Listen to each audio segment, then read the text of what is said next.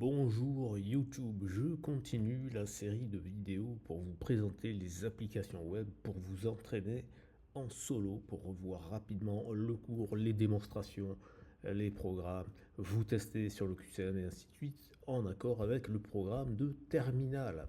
Et aujourd'hui, on va partir sur les compléments, sur la dérivation et notamment avec la formule la plus importante, la formule de composition. V rond U' égale V' rond U fois U'. À partir de cette formule, vous pourrez retrouver quasiment toutes les formules de dérivation. La notion de dérivation seconde, bon ça c'est débile, puisque si vous savez dériver une fois, dériver seconde c'est quand on dérive une deuxième fois, donc il n'y a rien de nouveau sous le soleil. Par contre, la dérivée seconde va apporter de l'information concernant la courbure. Est-ce que vous avez affaire à une fonction convexe, c'est-à-dire qui sera au-dessus de ses tangentes, ou est-ce que vous avez affaire à une fonction concave, c'est-à-dire le contraire?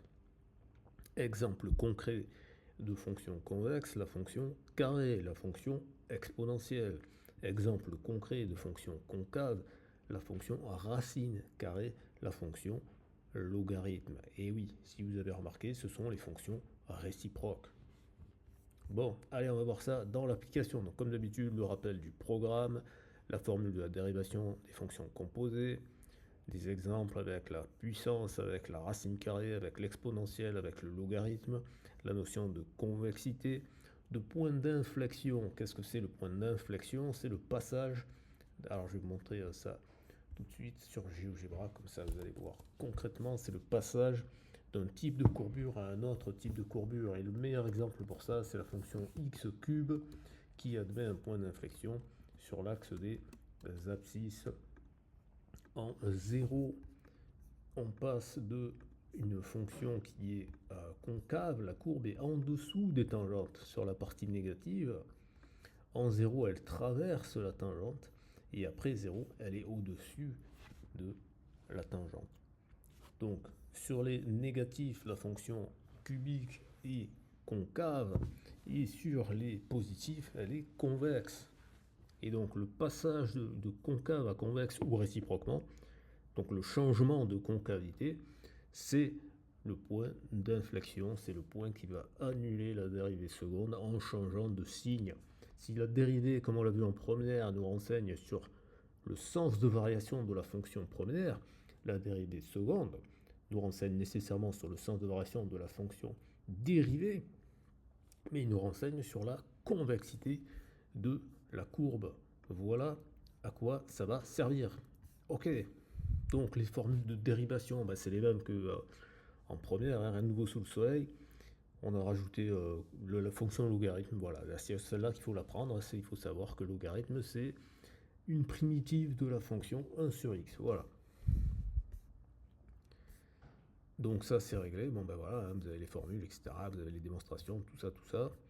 Vous avez des exemples commentés, voilà, ln de x de 3x plus 1, donc la dérivée logarithmique, c'est ce qui est à l'intérieur, on le dérive et on divise par ce qui est à l'intérieur, donc u' sur u, tout simplement.